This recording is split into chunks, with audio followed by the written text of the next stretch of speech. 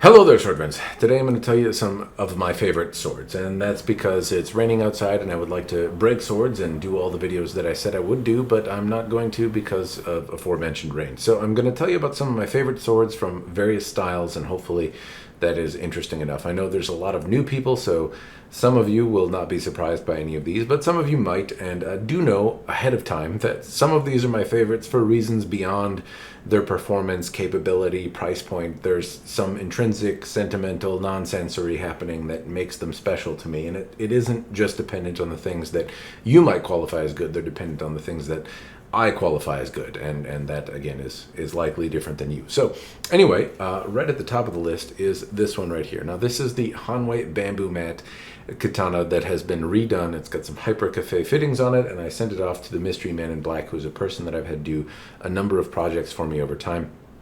I sent him the fittings, the Suba, which is made by somebody else. He used Fred Lohman Tsunami, made a new core, wrapped it in full wrap of Samegao, and then created a new scabbard for it with some bedazzled mitsudomes all over it. And at the base of it, though, it's just a Hanwei bamboo mat. Now, oddly enough, I've given the Hanwei bamboo mat a number of accolades. I said that I like it more than any other sword, and that is true. But realistically, that is this particular sword. This sword weighs like, I don't know, 8 ounces more than any other Hanwei bamboo mat that I've measured. I've tried to buy additional swords because I figure I'm going to do something dumb with this sword and break it eventually. Fortunately, I haven't at this point, though. I've had other things to test, so I don't get to use it as much as I often, as a favorite sword might suggest. But the point is that it's heavier. So if you buy a bamboo mat, chances are you're going to get something lighter. Honestly, chances are you're probably going to prefer that more than this one because it's a bit on the stout side for most people's preferences. But I've tried buying another one, and I don't like any of the other ones. This one is kind of an outlier in terms of shape, in terms of heft, and really that makes it my favorite. Now, some time ago, I had it redone, so I actually have the original scabbard for it, and the kojiri has fallen off, as you might see. And so I can use this in class if I want to have something that I can bang around for practice, and you can see that scabbard is maybe a little bit more worse for wear. The newer scabbard is still dinged up because I've used it quite a bit, but at the same time, it's just a sword that's a little bespoke to me. It's got all sorts of swirly mitsudomes on it, and it's got a very narrow grip on it, which I happen to like, and it's very hefty. Anyway, the point is that this is my favorite. Now, I know I have $10,000 swords, and I like this one more. I like it more for cutting. I like it more for using, and it's my favorite because it is. Something about the weight and dynamics and balance really speak to me, and I happen to really like it.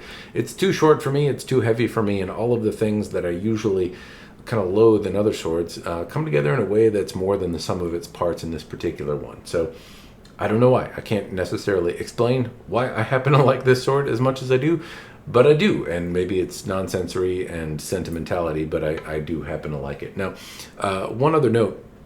In terms of projects on this particular sword, I've noted that I bedazzled the sword in some ways that are more bespoke to me. That's an option that a lot of people forego in the mass production type of realm of swords. You can buy a sword that you happen to like, the size, shape, whatever of, and then have it kind of remounted and done up in such a way that it is unique to you. Is it financially justifiable in terms of an investment? Absolutely not. This sword, I invested over $1,000 in having it redone on top of a sword that, well, I got it used, so it was relatively inexpensive at the time. I think like $400 is what I actually bought the sword for, or less. A bamboo mat new, I should say, would run you about $600-700. I'm a little fuzzy on the new cost. And you're never going to get the customization cost back out of it, at least not if resale is your objective. But everything I liked about this sword was enhanced by having it redone, and it just made it more my favorite. So I do like it. It is unique. I can't buy a second. I can't duplicate it. I can't tell you that you're necessarily going to find one that you really, really like. But this one does happen to be my favorite, and I've again bedazzled it in ways that are relatively bespoke to me. And I'd encourage you to do the same thing. If you find a sword that you really, really like the feel of, consider having somebody that knows what they're doing remount it. And yeah, it's a lot of money, and yeah, you're not going to get it back out. But if using the sword for an enjoyable, I don't know, whether it be Yaido or cutting shit in your backyard, whatever it happens to be, that experience can be enhanced by having it remounted by a competent person. Because generally speaking, like the Hanwei mounts and most of the things that mass production manufacturers do today, Where they really lack tends to be in everything other than the metal on the blade. They make relatively decent blades, even when they're not heat treated properly, they tend to hold up pretty well and look pretty good, honestly. But the koshirai, the suba, the fittings, all of that stuff, the mounting is all beneath the quality of most of the blades produced today. So having it redone can kind of bring things up to snuff. And is it worth it? Again, as an investment, no. But as a personal experience, maybe. In my case, absolutely. So that's swords, or at least katanas anyway, because I tend to be a katana guy more than anything else. But I do have some other swords. I do have some other interest. I tend to test European and Filipino swords probably more than other types. Not that I'm not interested in other types, but if I talk about my other favorites, well, if I'm trying to keep things narrowed down to European, Filipino, and then oh shit, zombie apocalypse. So I've gone over katana already. Now I'll talk about the European, and that's going to be the Albion Mercenary. Now this one is, well, I can't say that it's necessarily my favorite sword, but the whole package tends to be. So one, this scabbard was made by Matt Hall of Matt's Great Hall now. It used to be called Everything Medieval. But he made me a scabbard, and I was just profoundly grateful for that. And it was a wildly positive experience for me to get somebody to make a scabbard for a sword I already had.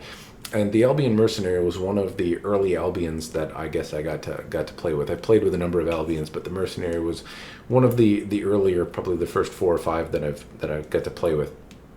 And it remains to this day one of the most fun, dynamically speaking, to move around. It's a fun sword to move in one hand or two. It certainly, I suppose, favors stabby over choppy. But anyway, I just happen to really like the dynamics of this sword. And when combined with the scabbard that was made by a fellow YouTube creator, it's just an overall very fun package. And so this happens to be, I think, out of all the European swords that I've had in my collection or had over time, the one I look on the most fondly and like to pick up and swing around and take out in the backyard and do stuff with. It's a lot of fun. It's not perfect. It's not the most visually astounding. I suppose I really like the Albion Sovereign for that particular one, or maybe the John Lundemo St. Catherine. I think I've talked about both of those on my channel before. It's probably not the most nimble or probably the best for me, because I tend to be more of a choppy guy instead of a stabby guy. But overall, I happen to really like this package. You're probably noticing a trend here, and that's sentimentality, and that's going to continue with the next sword that I happen to really like. If I talk about Filipino weapons, I did study Eskrima for a time, and one of the swords that I happen to like the most is this one. This is the BCI Kampilan, and it's not... Honestly, like I've sold some of the other Compilon that I have. This one was a gift, actually, from a fellow sword friend. Sword friend Corey sent me this some time ago, and it's not the most pristine example of a Compilon. And in fact, it's showing a bit of rust, suggesting that I haven't oiled it in enough, recently. But this was a gift, and so I used to train with a Chris Cutlery Compilon. I tested a TFW Compilon, and I would say that one probably is actually a little better put together than this one. But there are some redeeming features of the BCI Kampilan. I really like it, and the fact that it was a gift meant that it was kind of the training tool that stuck with me. I got rid of the other ones. I only wanted to keep one Compilon around as a training tool, and I've bent it, and I've done some dumb cuts with it and stuff. But because it was a gift, and because obviously it is a functional, decent sword, I've kept it around, and it's remained my favorite. Somebody gave this to me as a gift, and so I've used it, and I've somewhat abused it, granted, but still, as it is, it's a fine sword. It's handsome in its appearance. It does the job that I need it to do. And in terms of training with Compilon, which is something that is fun for me to do, this is a sufficient training tool. It doesn't necessarily have any advantages or disadvantages over the others that I was using, but it does, I don't know, give me the warm fuzzies because it was a gift. And so it's served me pretty well over time. I've maybe bent it a little bit more than I should, but it's held up. And the last one that I have is this right here, and it might come as a surprise, but people often ask, hey, what would you use for home defense or in an oh shit moment or for the zombie apocalypse? And I would probably say this right here. This is a blade that was actually made by John Lundemo, and it was one that he wasn't a fan of. He sold off. And I had remounted by the Mystery Man in Black, and I had him put a more contemporary handle on it, one that doesn't necessarily fit a Filipino-style blade. So this is meant to be, I believe, a Gununting, or a kind of a single-handed machete-esque short sword from Filipino martial arts. And I had almost like a I don't like a quasi-Japanese style saber grip built on it. So it has a slight swelling on that keeps your hand rested on it, keeps it from falling off, but it's not as kind of grotesque or overzealous as some of the other Filipino handles are. One thing I really love about Filipino blades is kind of the nimbleness and dexterity of the blades, but the handles always lose me. They're often very round. They don't index particularly well. They're bulky, and I don't connect with them particularly well. I haven't really ever done that. So having a different handle put on this blade really made it come to life for me. And if you're wondering what kind of sits by the bed for me, it's this. This would be what I would use in a OSHIT or home invasion type situation. Now, I'm not a tactical genius type guy. Don't, take my advice with a grain of sand, so to speak. But it's short. I can move it around in confined spaces. I'm comfortable with moving it around.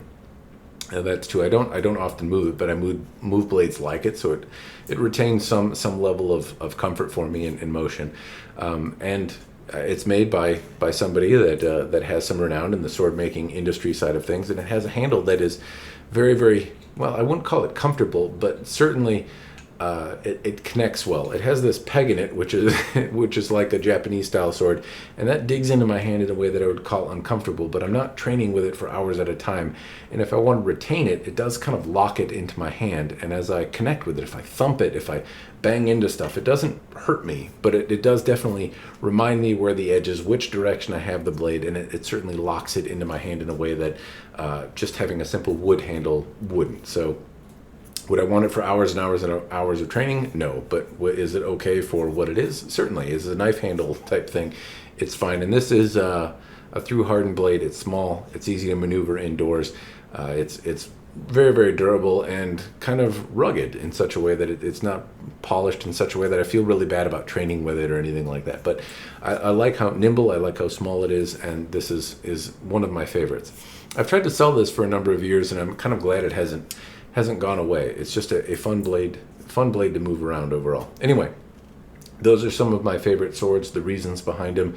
There's lots of other swords that I've handled, that I've enjoyed, that I've loved moving, that I've liked for one reason or another. But in terms of some of my favorites that I keep around for favorite reasons that you don't see up for sale, with the exception of this guy right here, those are them, and that's the reasons. Hopefully that's interesting. It's not as profound maybe as what you'd like. It probably doesn't help you necessarily buy anything, but I would say one thing to take away is that, one, in a Japanese style sword, if you find a cheap blade that you like, don't necessarily disregard the idea of remounting it in fancier stuff just because it's a bad investment. If the investment is in yourself, you're worth it.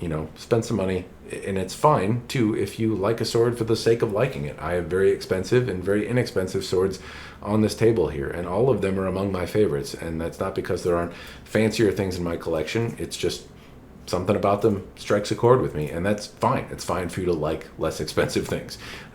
Don't dog on them. They're perfectly good blades, and there's no reason to shit on them. A lot of people, as they get fancier and fancier collections, kind of disregard and have some sort of disdain for some of the less expensive stuff, and I don't. I haven't really.